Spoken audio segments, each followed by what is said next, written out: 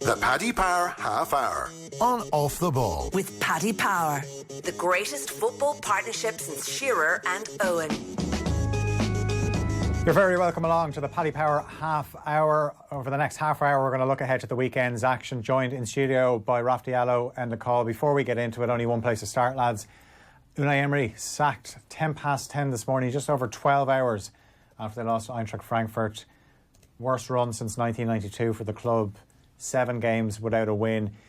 Watching the last 10, 15 minutes of that game, Raf, last night, it was inevitable that Emery was going to be sacked. Arsenal looked like they didn't really care if they didn't score. There was no one at the game. And Emery... Although they did claim there were 49,000 people there, yeah. Obviously they're adding in season ticket holders and the like in that figure. But yeah, and actually it goes back even to the Southampton game. If you remember the very, very end of that, where Lacazette equalises, there's no celebrations. No. It's almost like they know they're prolonging the inevitable. But it's just felt, yeah, it's felt inevitable for quite some time. He chops and changes formations. I should have said good evening first before we started that, because that would have just felt fitting. But he said it in his last interview last night. Yeah, just in terms of their form has been horrific. There doesn't seem to be an identity to the way they play. Even at least Wenger had a certain way about him and a certain type of leadership, and even controversies like the choice of the captain, it all just plays into a sense of a rudderless club, and he was obviously the figure in charge. Yeah, that's the problem, Enda. The club itself, was Emery onto a hiding to nothing, replacing a legend like Arsene Wenger, but also taking over a bit of a mess that the likes of Aaron Ramsey are let leave the club. In this week, we've heard Aubameyang isn't going to commit to signing a new contract. There's talks that Real Madrid and Barcelona are looking at him because he's looking at the club thinking, where is it going? Yeah. And Sanchez obviously was let go to United last season. So even getting rid of Emery, it's going to change certain things, but is it really going to have the big effect that they want, that can get them back in challenging for Champions League places? I don't think so, and I think it's been a bit unfair on Emery, because I remember at the time when he got the job, people were questioning the appointment at the time, saying they don't believe he had the tactical nous, firstly, to bring the club forward, and secondly, that he would have the authority to actually bring the club together after, and it was such a turbulent time as well in Arsenal's history. And if you look at the comparisons in the United and the Arsenal that the managers inherited after the Arsene Wenger and Alex Ferguson eras, Arsenal have undergone so much change in that period, between sporting directors, between players leaving the club. It's just been kind of all over the place, and I think Emery's actually done quite a good job in the last 2 years to hold the ship together. I know it hasn't been great, but at the same time, with so much change happening in the club, to still be in the position that they are, I think he's actually done a pretty good job. Yeah, I would agree up until about 2 months ago. He should have left during the summer. They should have said, you know what, you did a great job steadying the ship after Arsene Wenger. We changed the sporting directors. We got all these guys in the background that we wanted to get. Thanks very much, and then got a proper manager instead of letting them carry on. Yeah, Raf, it's quite easy to even watch them knowing things aren't right. Their away form is terrible. The away form was terrible under Wenger towards the end as well, and it just continued on. And the only thing is, Emery didn't improve anything. That's the... No. Has he made it worse? I don't necessarily think so. Would Wenger have declined to the point? Yeah, in the last few weeks, yes. But I think overall, I mean, even if you look last season, they almost got Champions League football, although that was almost by default, and they bottled it towards the end.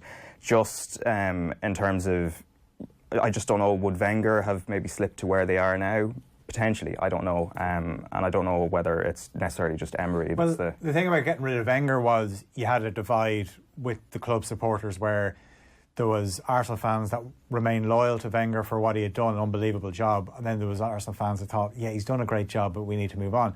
One thing Emery has done is he has certainly, there's no division now. They were all in agreement that he has to go. The fans that turned up at the Emirates last night for the game was probably just out of a sense of the club, nothing to do with Unai Emery.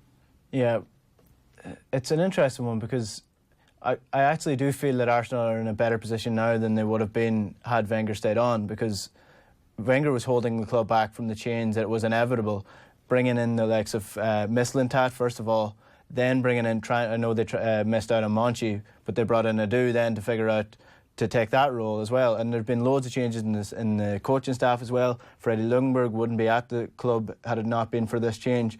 So while the team itself isn't really in a better position on the table, I think the squad's better than it was in Arsene Wenger's last year, and I think the club structure is better than it was under Wenger in the last couple of years as well. So a good manager is coming into a pretty decent situation. All he has to do is sort out the defence, and they've got a good midfield and a very, very good forward line. Yeah, no, and I just wonder financially. Yeah, see, that was the issue actually in the summer, where they were able to bring in a few players, but then even the Pepe deal is structured in a way that allowed them to kind of fit it in. That was it. We were told all summer. We were told that they would have 50 million, and they were linked with Zaha, and Palace were raising the bar up to 70, and then you thought, okay, they can't get him. Then all of a sudden the Pepe deal happened, and like you said, there was structures put in place. But what was baffling was that they were able to get a Pepe deal done, but they didn't look to strengthen at the back.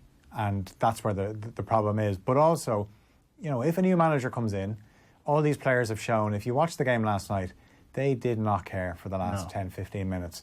So some of them have down tools. And history has shown us that if they can down tools once, they could do it again for another manager. So that's why you have to get a manager in that is strong enough. And I think Emery proved with the way he handled the whole captaincy thing. I know if the players pick Xhaka is obviously popular in the changing room, but anyone that has watched Xhaka since he's come to Arsenal knew that this was going to annoy the hell out of the Arsenal fans. A guy that at times you just see walking around the pitch thinking, this is the guy that's going to wear the armband. And obviously look how he reacted when he came off against Palace. Yeah, well, who's the first man jumps to mind when you think of a captain? Roy Keane. And the players, Gary Neville and the rest of them, have said publicly that had they been given the option of choosing a captain, it would have been Roy Keane as well. So I don't agree with the point of view that players can't pick the captain. Yes, they probably will pick the most popular player, but he's popular for a reason as well. And I know, like, looking from an person outside of the camp, looking at that, Xhaka is not captain material. But he's captain Switzerland, so he's actually got something going on. Yeah, he has something, but at the same time, who have they got to choose from? Exactly. You're not going to... I thought Aubameyang was a baffling decision as well, but Arsenal have a history of weird enough captaincy. Look at their captain at the start of the season before a ball was kicked. Lauren Koscielny refused to go on the tour. Yeah, and then they had William Gallas, and they had Van Persie at a time when Van Persie was hot-headed and always getting himself booked or sent off.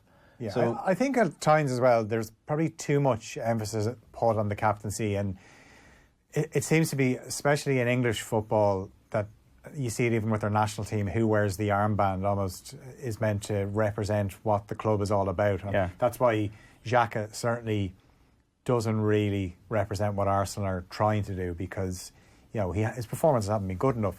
So all that aside, you think back to some of the good times Emery had at Arsenal. I think the 2-0 win they had against Spurs last season, where Alexis Sanchez was playing that day, but they played with intensity, and that was what we thought the blueprint was going to be for Arsenal going forward under Unai Emery, where, high intensity, and they were brilliant against Spurs. Yeah, and pressing, as most of the top clubs seem to do. City do it, Klopp and Liverpool did it more intensely before, and maybe have scaled it back a little bit, and it looked like Arsenal were doing a little bit of that, and then it just seems to have shifted. They've gone reactive, sometimes they're a bit more proactive, and you never know what you're going to get week in, week out, and I don't think that helps the players either. Well, that was the biggest issue this year, is that he just couldn't figure out who to play, where to play them, what formation to play. And I was just looking at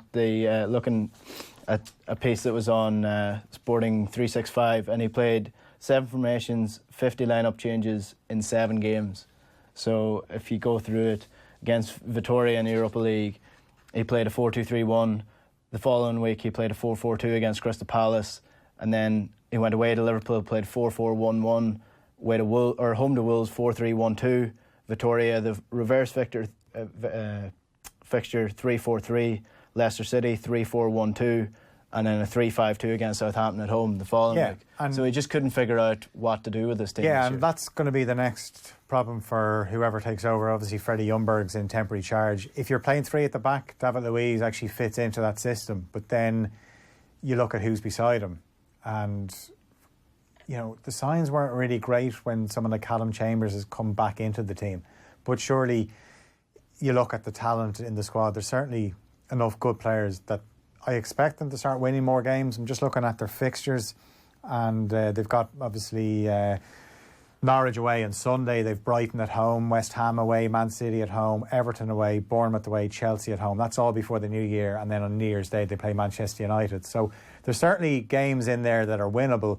It'll be interesting to see what Freddie Ljungberg does in terms of team selection and formation. Yeah, as a manager, obviously this is his first role, I guess. Well, at least he knows the club, but at the same time, we don't really know his coaching philosophy. He's been an assistant, like I think, at Wolfsburg before. He's worked in the Arsenal youth teams, and I don't really know what his personality is either as a manager. I kind of vaguely remember him, obviously as a player, that would have kind of ghosted into space. But it's hard to gauge what he's like or how he's going to interact with the players themselves. Very scary similarities with Ole Gunnar Solskjaer.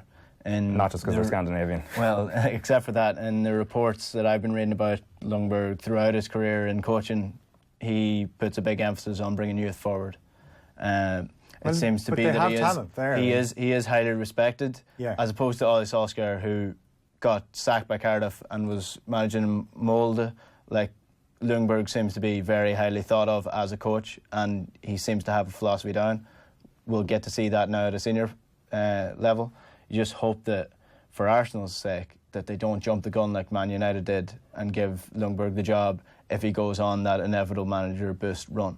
Yeah, but you have to think back to last week when Spurs appointed Jose Mourinho, and you know some of the talk since Emery's been sacked is that Arsenal were looking to bring in Jose Mourinho, which I find that bizarre given how derogatory he's been about Arsenal since he came to the Premier League. Yeah, I think he's been more derogatory about Wenger than Arsenal, because he would use Arsenal is a great club as a stick to beat Wenger with, because he's obviously failing or was just finishing fourth with a club that should be finishing higher. So obviously I don't think the fans will take to him, or would have taken to him straight away, but I think it was more aimed at Wenger at the time anyway, more so than the club. So what are we thinking? Who are we looking at? Like Allegri's name has been mentioned, because if you're bringing in Freddie Ljungberg on a short-term deal or an interim deal, you got to go for somebody that's available. Like the name that's been going around all week, even before last night's game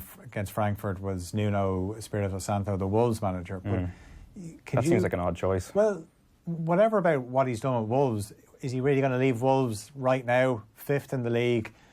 They've just qualified for the last 32 of the Europa League. He's got money there if he wants. He's got a good squad. He's got the partnership with the agents as well. So he's got a good link there to build that squad and continue building for the rest of the years. But I'll just bring you through some of the more recent odds on this. Allegri has jumped to favourite to be the next Arsenal manager. He's now currently 10 to 11 to be it. I think that will probably be a bit of a jump on the odds because of the links on Sky Sports, not necessarily because he is the favourite within the Arsenal board to get it. Nuno Espirito Santo second favourite at 5 to 1. Mikel Arteta 6 to 1. Freddie Ljungberg 8 to 1. I would expect him to go down should they not appoint a proper manager until the end of the season. If Ljungberg takes it and Brent goes on that run, that'll go down. And Patrick Vieira is an outsider's bet at 20 to 1. Can't see him getting it. He's not doing too good in the French league. Okay, well, our football coverage is brought to you by Paddy Power, and for more information on responsible gambling, you can visit dunlewy.net, because we will be talking about odds over the next few minutes after going through the odds there of the next manager. So Ljungberg's in charge, away to Norwich, who up until last weekend were really struggling. They get a win at Everton, but this is a nice game for Arsenal, because Norwich will play. You know that there's going to be more intensity in the Arsenal performance, and you just wouldn't be surprised if they win this game, Raf. Yeah, there's always a new manager bounce in most cases. It's one of those kind of cliched things. And I think Norwich's victory, obviously, last week was against an Everton side that are just beleaguered. So I obviously, look, it's a good victory, but I wouldn't put too much store in it as well. And obviously, as you said, I suppose there's that kind of sense of more intensity when a new manager comes in, because there's a lot of players that will want to impress the interim manager in case they're staying on longer, or just if there's another manager kind of watching from the sidelines, they want to kind of put themselves in place. And obviously the bad feeling with Emery gone, that'll dissipate a little bit, and I would expect a better performance, and maybe the fans actually being on side, because their fans can be a little bit fickle in the stadium as well, and they can turn very easily. So they're all going to get behind Freddie Ljungberg. Rafa Benitez was mentioned in that.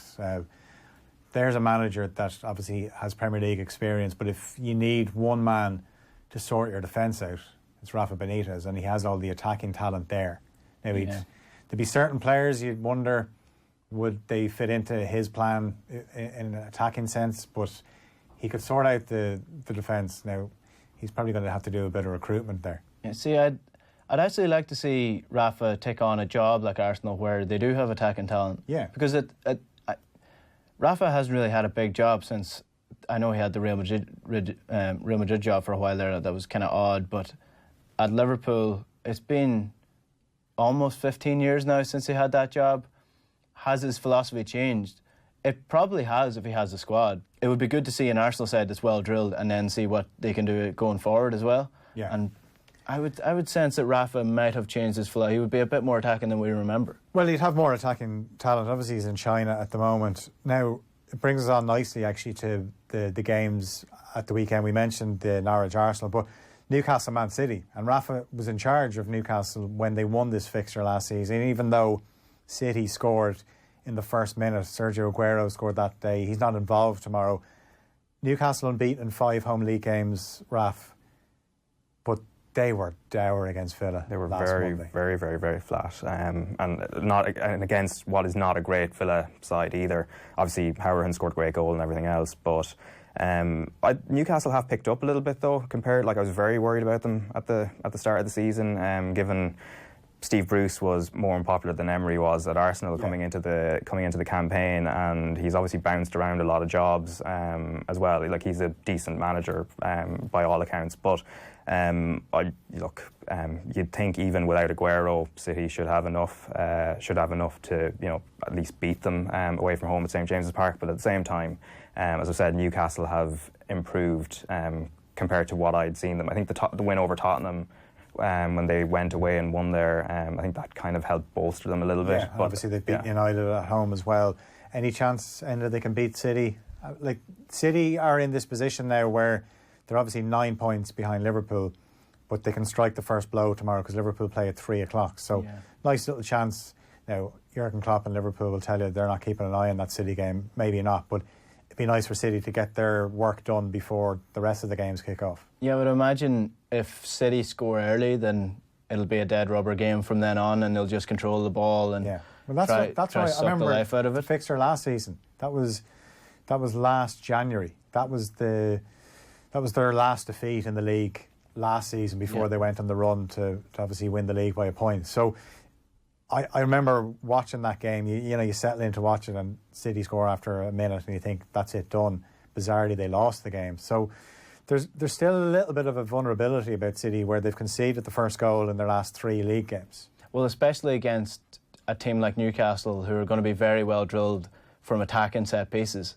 That defence can be got at from that perspective, especially if you have a centre-half partnership of Fernandinho and or John Stones or someone else alongside him. Newcastle have been very good from their attacking set pieces, some very good plays. Kieran Clark's been getting on his head on a few crosses as well. So, and as well as that, Newcastle have improved in their counter-attacking play. So if they can... Sam Maximin. Yeah, he's so quick. He's like... he's a bit like Adama Traore. He forgets the ball sometimes. And too quick for his own He almost forgets what he's trying to do himself, and he can be quite wasteful at times. But if you're going at a team like City, who are vulnerable at the back, and you have confidence in your defence to hold that team out for 60, 70 minutes, the longer that game goes on, the more I would fancy Newcastle to get something. Do you ever think Miguel Almiron will score for Newcastle? I think when he does, he'll go on a run. But I just hope it's not a consolation. You're 4-0 down and he scores. Didn't Jose Perez go on a similar enough run for Newcastle when he first signed for them? Yeah, and he just waited and waited and waited, and when it finally came, look at him now. It was beautiful. Look at him now. But I remember Almiron's first home game.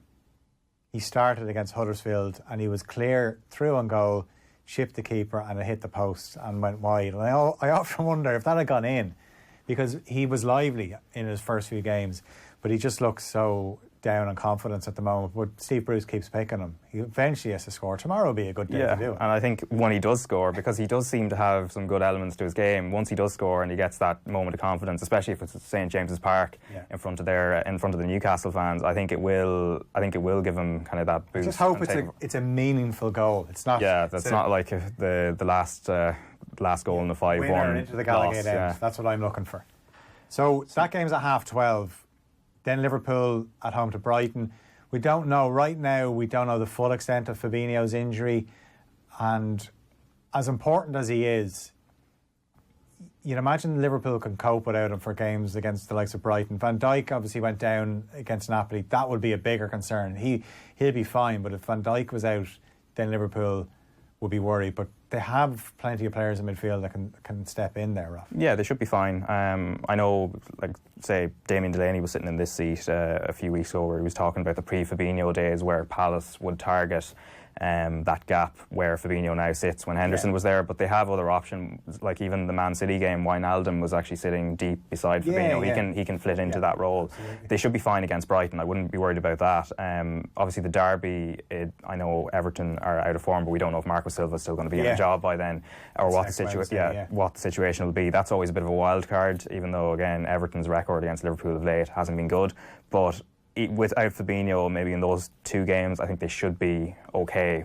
You'd worry maybe in a game against a team that's closer to them, not points wise, because nobody is close to them at the moment, but in terms of talent and everything else. Also as well, then, this is it now. This is the start of the really busy schedule for them, where they've got the derby coming up. They'll be playing Leicester just after Christmas. They have the club championship as well, where they're going to have to go over to that. And I think the other night showed that as good as Liverpool's results have been, sometimes things can happen throughout a season. Fabinho goes off injured. As I said, Van Dijk was down for a few minutes, and that just kind of shows that you do need a little bit of luck in terms of injuries. We mentioned City. Like, City had lost Laporte and Sané for a large chunk of this season. So Liverpool have been fortunate in that situation. But this actually probably is a nice game for them. It is, and especially after a week of Champions League football, and it was a difficult night they had. You want to play a team like Brighton, who are going to play into your hands. Like Brighton, for all the good play that they do play, they're not conservative against the bigger teams. They just go out and play the same manner of football, same attacking football, and that plays into the bigger team's hands. And you'd worry about Liverpool putting up a big scoreline against them this weekend. Yeah, they could certainly do it, couldn't they? Should they hit the heights that this Liverpool team can, which they haven't really. No. They've been getting results, but they haven't really been blowing teams away this year. No. And often that's a sign of a better team. If you look at the City team from a couple of years ago before they won the league, the following year they were scraping by results, 2-0s, 2-1s at the end of the season, but they were still getting those results. And that's kind of what this Liverpool side are now as well. They were blowing teams away last year.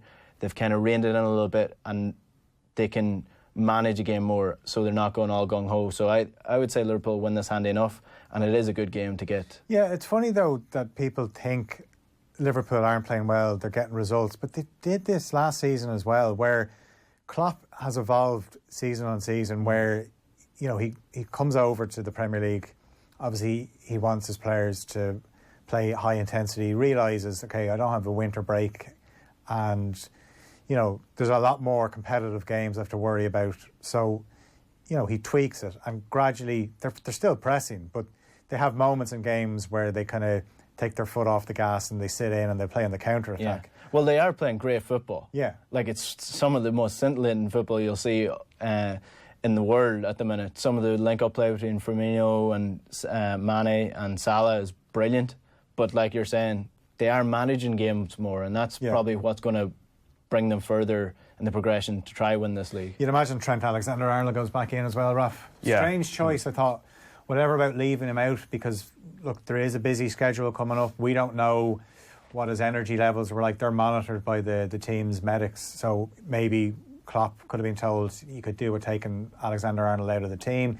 Didn't have his greatest game last week against Palace. Maybe Klopp was thinking, I'll take him out. But the problem is replacing him with Gomez, who doesn't have that ability to whip in a ball in the same way. I thought even, Milner, even Henderson would do a job there for you, where they get into the final third, they can put it in across. But it just seemed to set things up nicely. Napoli were well able to defend it. Yeah, and the other thing as well, just in terms of the pressing, and that same point as well, Liverpool, and I think Klopp likes having a very small, tight squad, so from time to time he will have to rotate some of those names, and maybe not in the front three as much. I know Origi's an option, but whenever he's come in, it just seems to imbalance the team. But if he can switch full backs now and again, now Robertson's played every minute so far in the Premier League, so they don't have an option there, but at right back at least they can. Okay, so I know we're kind of getting towards the end here, so we're going to look through some of the fixtures. Tottenham and Bournemouth, 2 wins from 2 for Mourinho, Enda, and Mourinho sometimes accused of being pragmatic and boring. 7 goals in 2 games they've scored. Worryingly, though, they've conceded 4, which is not really something you associate with Mourinho, well, when he was in his prime anyway as a manager. Well, he'll probably start to rein that in the longer his career at Tottenham goes on. I was just actually on this page where it's updates on Unai Emery's sacking. Eddie Howe's saying today that he doesn't want to be told that his team isn't playing well by his piano teacher. So he's obviously not pleased with the way results have been going this year, or at least his piano player or piano teacher isn't happy with the way his team have been playing this year. Bournemouth haven't hit the heights that they have in the last couple of years. They're always an inconsistent side. They spent a lot of money as well over the last couple of years, so they just haven't really kicked on to the level that we might expect them. Tottenham at home, Mourinho, manager bounce, and just the way that they've been playing, they look like they're actually they're not going to give up like they were under Pochettino the last couple of days or last couple of weeks. So everyone's clued in. The ball boys are playing a part. It's all good. Yeah. You kind of had this sense, even when Mourinho was appointed last week, you looked at the fixtures, you thought, okay, they've got a trip to Old Trafford coming up. You thought they'll go there with 3 wins from 3, and that's probably the way it's going to play out. And then we'll know more next week when they go to Old Trafford. Yeah, more than likely. Like he set up a stall so far, it's been kind of consistent enough in terms of team selection, and he's given a bit of freedom to the quartet that are kind of heading at the top end of the pitch, and kind of the same back four. I'm just interested in what he'll do with the full backs, because I remember obviously the likes of Ivanovic would be his type of big hulking kind of centre back who's able to play full back, and I think that's probably I'm sure they have options like Eric Dyer could possibly flit into that role, although I'm sure he's at the moment anyway he's playing him kind of holding midfield, but for half an hour. Yeah, but because I can't imagine Serge Aurier being reliable enough in Mourinho's eyes. No, I wonder, are we going to see Sissoko there at some stage? We could. I think Sissoko seems to be a kind of Mourinho player in the sense of physical, strong, etc. Yeah, absolutely. Chelsea, West Ham, and you've seen the man himself play in goal, Roberto. You saw him there. How bad is he in person to watch? He's just terrible. He doesn't. There's no other word about it. He doesn't. It's terrible. Too small a word. Yeah. Terrible. It's an awful strong word. No, he's bad. He doesn't command the defence. He doesn't communicate with the wing backs to get into position, and that's their main issue this year. Or the last couple of weeks, he could potentially be the reason that Manuel Pellegrini gets a sack. And made Fabianski seem like he's a world-class goalkeeper as well, even though he's done well for West Ham. So, do you play David Martin? No. I'm not going to lie to you. I don't know much about David Martin, but I'd imagine, without seeing him play, he can't be as bad as Roberto. Well, if you're Pellegrini, do you know if you're getting the sack anyway? Yeah, well... It doesn't matter. I think, regardless of how this game goes... Pellegrini's gone. Yeah, well, it's a tough game anyway, away to Chelsea. Yeah. The only thing, Ralph, Tammy Abraham, that could be real bad news for Chelsea. We don't know how long he's out for. Didn't look great, though. Yeah, and he's been in brilliant form. Even that first game against when they were trashed by Man United, hit the post, and you kind of knew once he scored a goal, he'd go on a run. Now Michy Batshuayi gets the opportunity now. So you would play Batshuayi instead of Giroud? I think so, yeah. He seems to be second in line. I think Giroud seems to be almost out the door in some ways from what I'm hearing. Yeah, okay. Some of the other games then. Mention the games that are going to be coming up on News Talk on Sunday. You've got Wolves, Sheffield United, Stephen Doyle and David Myler on duty there at Molyneux, 2 o'clock kickoff. The battle end of the Irish fullbacks are going to be on the same, well, their wing backs. Matt Doherty up against Enda Stevens. That'll be one to watch. Well, it'll be interesting to see if Matt Doherty starts, because he did start last night, got a goal as well, so he's back into the team, playing very well. With Traore in the team as well. So it's going to be an interesting one. Stephen Doyle's going to that.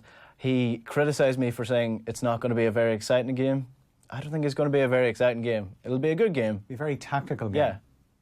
It'll be two very well drilled sides. Yeah, but two very decent teams as well. The other game you'll be able to hear on Off the Ball on Sunday, Dave McIntyre and Brian Kerr are at the King Power Stadium, Leicester City and Everton, 4:30 kickoff. Brendan Rodgers, Leicester, flying high. Little bit of an injury worry. Johnny Evans came off, Wes Morgan replaced him. That would be something for Rodgers to cope with. See, could he cope with it with Wes Morgan? Yeah, but at the same time, it's coming up against an Everton attack that aren't producing. Moise Keane has flattered to deceive so far. I haven't really seen too much of him. No. And actually, Everton really haven't up front ever since Lukaku left a few seasons ago. They've never really pushed on in that area of the field. Leicester are flying, and the way things are going for Silva, I think I can only see it going one way, and probably better for the Everton players if the inevitable happens and they do lose and they do a kind of Arsenal and move on to whatever is next in terms of new manager, etc. Just last word on fixtures. Manchester United, Aston Villa. That's also 4:30 on Sunday. United, obviously, you can't read much into what they did against Astana. All the kids, even like young Jesse Lingard, didn't look so young yesterday with all the kids playing. The slightly older kids are going to come on and take the field this weekend. Aston Villa, very good side. They're a very, very good side, especially with Jack Grealish in the midfield. They look dangerous and they could cause United all sorts of trouble. Yeah, that's at 4:30. So before we go, what odds, Paddy? Right, here's one for you. Jose Mourinho to reference the Amazon movie post-match. So to say the word Amazon, 16-1. What do you reckon, Raf? We know that he wanted to get mic'd up last week, but Michael Oliver told him you can't be mic'd up in the referee's room before a game. Yeah, no, and I hear a story as well that Amazon wanted to install like 80,000 worth of cameras, whereas Pochettino wanted the exact same priced cameras, and he was told no. Yeah. And that didn't obviously push him out the door. Obviously, results did, but Mourinho loves the cameras and loves the attention. Well, David Moyes to be back in management by the end of the week, 3-1. What do you think, Enda? Well, he was favoured to replace Pellegrini at West Ham last week. So if Pellegrini goes or Marco Silva goes, I would say David Moyes will be getting a phone call from either one of those clubs. We actually had one lined up. It was meant to be Marco Silva, Manuel Pellegrini, Unai Emery, all to survive the sack this weekend, to be in their jobs on Monday morning with 6-4. That's obviously gone now because Unai Emery is gone. And to be honest, I don't know if Silva or Pellegrini will be in a job come Sunday evening, because obviously Leicester play Everton on Sunday. That is our lot. That is our Paddy Power half hour. And thanks very much to Raf and Enda. Thanks for tuning in. And we'll be back next week. Have a good weekend. Thank you. The Paddy Power half hour on Off the Ball. With Paddy Power, the greatest football partnership since Jeff and Heskey.